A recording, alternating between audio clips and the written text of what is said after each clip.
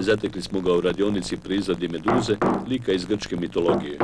Na stolu i po zidovima posloženo je nekoliko radova, skica, zabilježaka, alata. S Lijetom i Čekićem ozbiljnije se počeo družiti prije 7 godina, a kao dječak sjeća se često je nožićem razvario. Životinje su mu omiljena tema. Najprije snimi, odabere prikladno drvo i prihvati se posla. Zbog skulpture velikog medvjeda koji je izradio iz trupca stare crne vrbe teške 20 tona, odlazio je u zagrebački zoološki vrt, a i drvenog keškanjca skinuo sa slike. No i obiteljsko imanje, poznatije o Svetom Đurđu kao Mokijev ranč, bogato raznim vrstama životinja. Ima tu tvorova, sova, koza, labudova, divlji pataka, gusaka, roda, crni čapli. Kako na ranču postoji nekoliko jezera, što je djedova ostavština iz vremena vađenja šljunka, ni velike ribe nisu rijetkost. A gdje ima ribe, ima i štuke. I baš ta riblja vrsta, pretočena u skulpturu podravskim ribićima, a i šire, zadala najviše glavobolje. Drvena je neman na Mokijevu ranču posebna priča koju se još ne nazire kraj. To je bila šala za 1. april. Potopili smo je i lovili smo je u ribnjaka.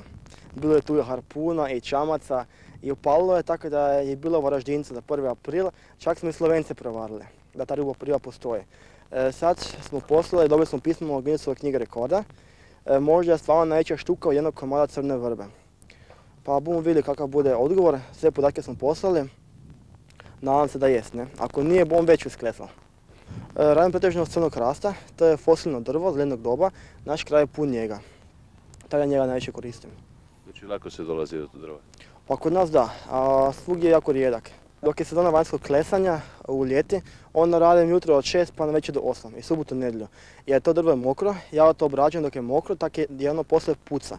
Dopustim da puca i poslije sam po sebi zatvori dok se posuši. Dakle, može se požuriti i nema stajanja. Na Mokijevu ranču u Sernoj ulici u Svetom Đurđu uvijek je veselo i zanimljivo, pa su djeca najčešći gosti, a navrate i odrasli. Kad je o planovima riječ, želio bi, kaže, samostalno izlagati, a što se radova tiče, do proljeća bi svjetlo dana trebala ugledati jedna velika skulptura namijenjena centru svijeta. I pripreme za gradnju vjetrenjače u punom su zamahu, a osim ludbreške atrakcije, bila bi od velike koristi na ranču. No od ideje do realizacije ipak treba proteći još malo Drave. Do tada će valjda hladni Englezi poslati i odgovor zaslužuje li podravska štuka časno mjesto u knjizi ludi i nesvakidašnji rekorda. Priča o divovskoj štuki ulovljenoj u vodama Mokijeva ranča u Svetom Đurđu, mjestašcu nedaleko od Ludbrega, unijela je strah među tamošnje stanovnike. Je li kupanje u Dravi i okolnim jezerima postalo opasno, mučilo je mnogi. Dugačka oko 4 metra i teška čak 268 kg, divovska riba ipak bila samo šala. Naime, ona je djelo 27-godišnjeg Roberta Markovčića, koji je drvenu neman samo u kikipar isklesao trupca vrbe.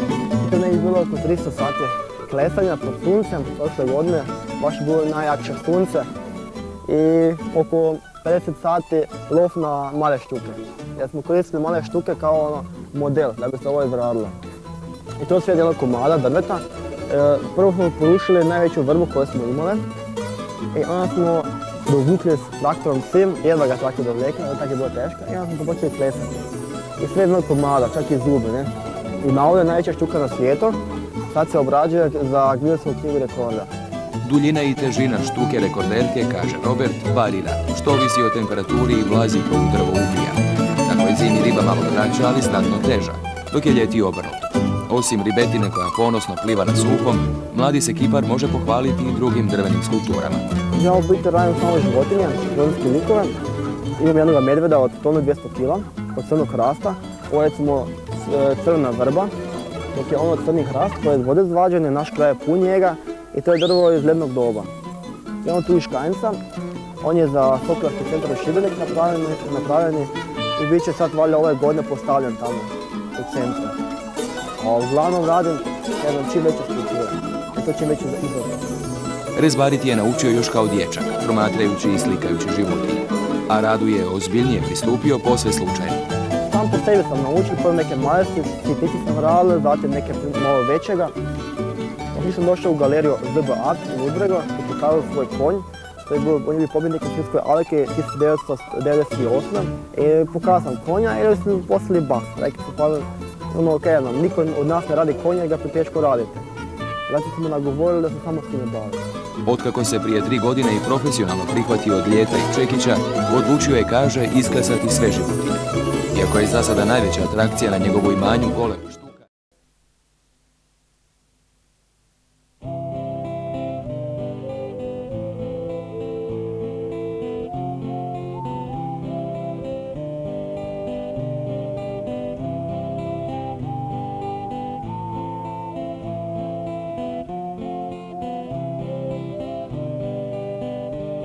Tam dole samo šume se plave,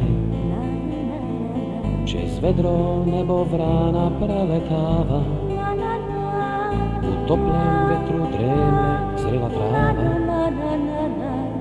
pesme žalosne reči simlete, simlete, na, na, na, na, reči simlete. Si me pusti, sam me ostavio, otišao si nekam, ne si mi ni javio. Ja ne znam kam bi od žalosti svoje, zakaj si me pusti, drago srce moje. Svila sam si slekla, vrata sam zaprla, sama sam i znam da skoro budem mrla. Svila sam si slekla, vrata sam zaprla, sama sam i znam da budem skoro mrla.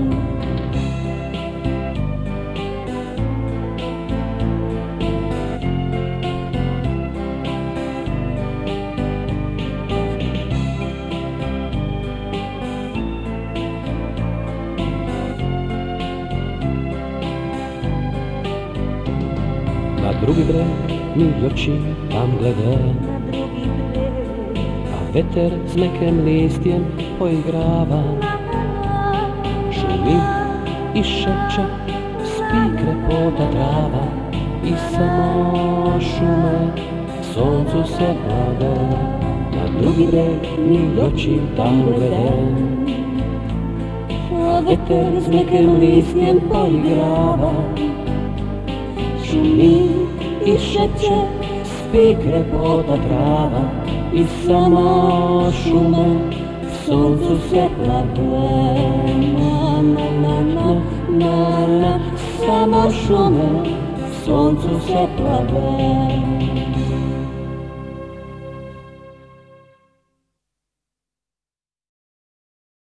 Proživjeti nebrojene pustolovine da bi saznao ono što znaju oni koji ne mrdaju iz svoga dvorišta, da je kod kuće najljepše. Nemoguće pretvara u moguće, neobično u svakodnevno. On je Robert Markovčić, bivši vojnik Legije stranaca, prirodoznanac i samouki umjetnik opće prakse. U zagorskom mjestu Sveti Đurđ pokraj Ludbrega, taj je 28-godišnjak podigao rezervat čuda. Divovska štuka od vrbina drveta njegov je najvrijedniji izložak. Za izradu 3 metra i 85 cm dugačke i 270 kg teške štuke trebalo mu je 300 sati. Htio sam napraviti čim veću štuku, jer otac rekao da u ovom ribnjaku tu preko da je velika riba. I on uvijek to ribi mašta. Kaže da ponekad se žburka cijeli ribnjak. On je uvijek se rekao sad ti budu napraviti štuku kako je stignuo u toj gravi. Ako je ne vidim u vodi, sad svi barem ovdje pogledam, ne? Štuka je prošle godine Robertu donijela proboj na naslovnicu lokalnog lista. U vijestima pod rubrikom Prvotravenske šale. Smo koristili istu šalu i prodavali tu štuku 10 kuna po kile. Rekli smo na radio, prodajemo štuku koja je hvaćena u Varaždincu za 10 kuna kila. I čak svi došli iz Zagreba kupiti tu štuku. Kako se vidi da drveta, kao smo dobili batine. Umjesto batina, samouki kipar želi priznanje. I to ni manje ni više, već od uredništva Guinnessove knjige rekorda, kojem je prijavio svoj rad. nadajući se da će do kraja godine i Hrvatska u toj knjizi imati svoga predstavnika. Više mi je zbog gušta, ne ono, kad nije bitno biti Guinnessu, nego neke napraviti sve neobično. A imati doma veliku štuku. No nije samo Guinnessova štuka njegov osobeni znak. Zajedno s roditeljima, mlađim bratom i sestrom, sredinom 90-ih vratio se iz Njemačke i nakon sudjelovanja u ratu pretvorio nekadašnje smetište u park prirode. Proširuje bare pretvarajući ih u ribnjake, udomljuje labudove i divlje patke, a uskoro se nada napraviti i zimsko kupalište sa saunom. Na užas susjeda osobito je ponosan na Maksa i Lizu, divlje tvorove koje pokušava pripitomiti. Od genijalca do luđaka to je mali korak. Mi nikad nismo bili shvaćeni, ne?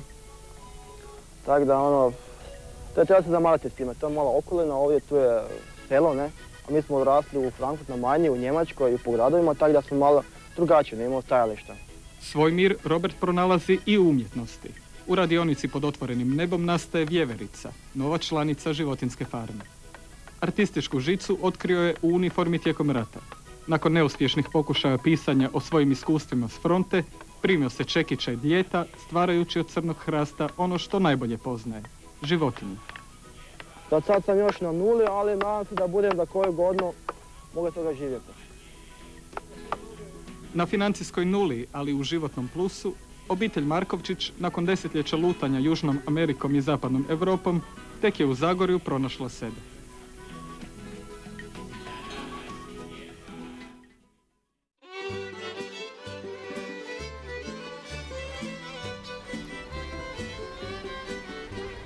Za Svetu nedjelju 2001. godine pronađeno je drvo 10 metara duboko u koritu rijeke Drave, kod Čemovca. Taj crni fosilni hrast iz lednog doba, dugačak preko 18 metara, kupio je ludbreški mljekar Đuro Buhnec. Iz najboljeg dijela trupca odlučili smo izraditi poseban stup na trgu Svetog Trojstva. Samo drvo bilo je u srži trulo, rupa uzduž trupca zvijezdatog profila, što je onemogućilo izradu skulpture. Mogao sam jedino izraditi duborez i to iskoristivši prirodne pukotine za prikaz triju svetaca. Moj brat David stavio je model za Svetog Antuna. Otac Branko postao je Sveti Florijan, a ja Sveti Juraj. Da samo drvo osiguram i učvrstim, bilo je neophodno staviti obruče. Za tu svrhu izumio sam tehniku hladnog kovanja inoksa ili nehrđećeg čelika. Kod duboreza gledao sam da idem do granice mogućeg i izradim sve u najsitnije detalje, koliko to krhki i tvrdi fosilni hrast dopušta. Nadmašio sam samog sebe i izradio novi način izražavanja u drvu. Kod likova je posebno naglašen sjaj u očima, što čini bića živim.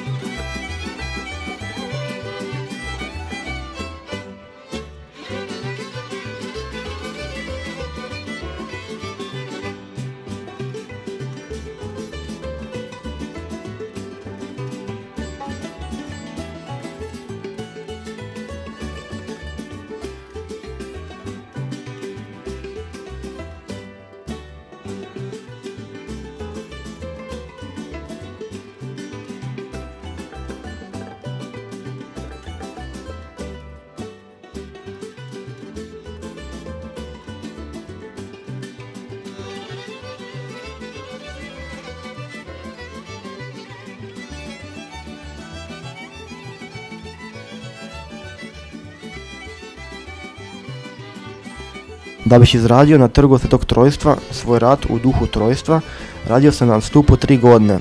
Izrađen je od kamena i najboljeg čelika i drva, od 3 materijala dakle. Na stupu je 3 svetaca. Donji obruč ima 3 ploče, a sama skulptura čuva 3 tajne. U svakome od materijala sakrivena je po jedna.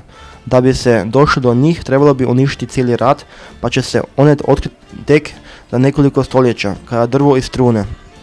Tako će nastati mit, a budući arheolozi imati svoje veselje.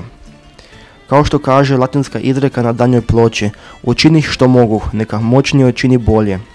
Moja vizija bila je da izradim sve. najbolje moguće i dostojno stanje majstora. Iz daljine bi se vidio na stupu golemi hrvatski sokol, napola otvorenih krila kao da želi poletjeti. Ona bi djelovala kao krov i činila sam stup još impozantnijim. Sokol bi imao raspon krila od 4 metra i bio visok 1,5 m. Iskovao bi ga pero po pero, a za tu svrhu izumio mi je ujak Zlatko Ćurila tehniku varenja čelika sa bakrom, što je smatrano teoretski nemogućim. Ovakva kombinacija donijela bi mi željeni uči kontrast tamno svijetle ptice i bila svojevrsno remek djelo. Želja mi je da pokažem kako ne mogu raditi samo jednostavne radove koje me kao štos proslave, nego sam toliko dobar i u radu kao i u propagandi. Kako bi se došlo bliže stupu i sokol se izgubio iz najboljeg kuta oka, onda bi došao duborez u najbolju daljinu za gledanje. Zatim odmah u stup tek jasno vidljiv kovani obruč i njegove priče. Dakle, najveća atrakcija je fascinacija stupa iz bilo koje udaljenosti, što bi ga činilo jednim od najljepših radova u drvu u Hrvatskoj.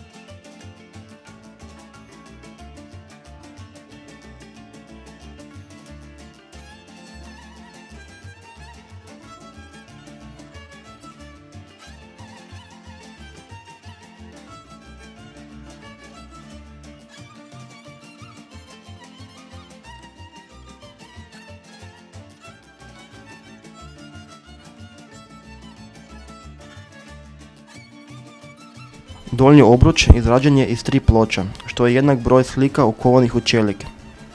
Na prvoj ploči prikazano je ledno doba i ledenjak, iz kojeg je potekla rijeka prema nama. Na drugoj sama rijeka i prašuma u kojoj je raslo ovo drvo. Priča ide nizvodno, a i vremenski prema trećoj na kojoj je sadašnja Drava i dio Šemovca, gdje je pronađen trupac, kojeg je donijela voda i tisućljećima pokopala u koritu od rijeke. Tu su svi sudionici izvlačenja i rada na ovom mojem životnom dijelu. Da iskujem tu priču za vječnost bilo je potrebno oko 3 milijuna udaraca s čekićem. Ukovao sam 57 životinja i 14 ljudskih likova. Same slike spojene su 3 vrsta najljepših starohrvatskih pletara, a spojene tako da nije vidljiv način i mjesto spoja, što je dodatna tajna kao i način izrade obruča. Kod izrade tog posebnog nehrđećeg čelika i do 6 puta žilavijeg od običnog željeza zdrobio sam oko 1 metar najboljeg alat čelika, iz kojeg sam si brusio alat za sjeckanje i oblikovanje. Samo na rubu slika izbušio sam preko 600 rupa, što je ravno bušotini kroz 6 metara tog najgorijeg od svih čelika. Pa dobio je željeni učinak trodimenzionalnosti. Iz svakog kuta izgleda obruč drugačije, a ima toliko detalja da se uvijek upazi nešto novo.